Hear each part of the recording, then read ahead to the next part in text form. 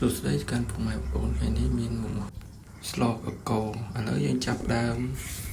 បេះបន្លែបាទមានបេះបន្លែស្លឹកម្រុំបាទឥឡូវបានបេះបន្លែហើយយើងចាប់ដើមហាន់លុបដេងហើយនឹងខ្ទឹមដើម្បីបុកគ្រឿងបាទគ្រឿងនេះខ្ញុំទិញមកពីផ្សារស្រាប់ទេខ្ញុំcònដាក់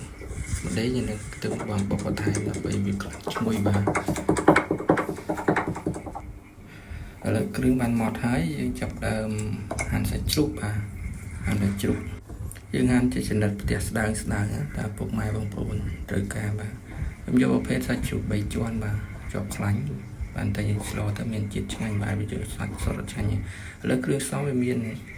បន្លែបាទកោស្លឹកម្រុំហ្នឹងហើយមានចេកស្ករវាមានម្សៅស៊ុបមានប្រហុកមានរ៉ូឌីមានកលីងពេលយើងចាប់ដើមបើកផ្ទះបាទដើម្បី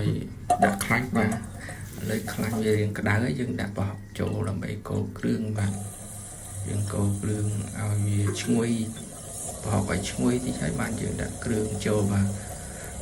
ក្នុងគ្រឿងមានយើងដាក់ទឹកក្រូចសើចតិចដើម្បីវាឈ្ងុយបាទលើគ្រឿងឈ្ងុយដាក់ទឹកត្រីចូលបាទតទៅពីដាក់ទឹកត្រីចូលហើយយើងដាក់កូរវាតិចឲ្យវាឡើងឈ្ងុយតិចទៅយើងដាក់បន្ទាប់មកទៀតគឺយើងដាក់ប៊ិលវិជ័យស្កររ៉ូឌីបាទឥឡូវយើងចាប់ដើមដាក់គ្រឿងទៀតបាទ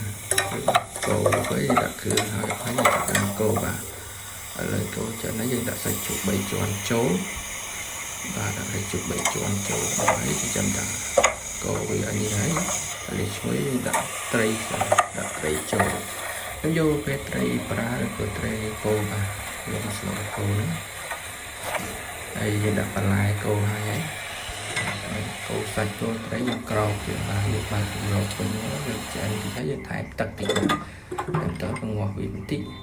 ងាស់រឿងពោះហើយយើងដាក់អង្គលីងចូលបាទទៅពីបាក់អង្គលីងហើយយើងបិទកម្រើពេញបាទយើងបើកកម្រើទីកូរមើលកូរលីងសិនហើយយើងបិទពេញបើកដាក់បន្លែខៀវចូលបាទបន្លែស្លឹកម្រុំបាទខ្ញុំរើសជ្រើសស្លឹកតែម្រុំយកមកស្លកូរបាទពុកម៉ែបងប្អូនអាចយកស្ល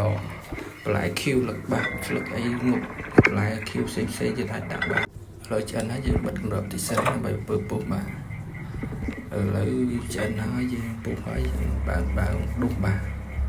សដើម្បីយកទៅញ៉ាំបាទឥឡូវហុយក្តៅបាទឥឡូវមើលតំណងពុកម៉ែបងប្អូនបន្ទាប់ពីឆ្អិនហើយបាទ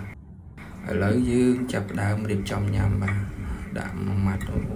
ជាតែពុកម៉ែបងប្អូនមកក្តៅហុយបាញ់ញ៉ាំស្ក្រាក់បាទអូតំណងពុកម៉ែបងប្អូនជួបគ្នា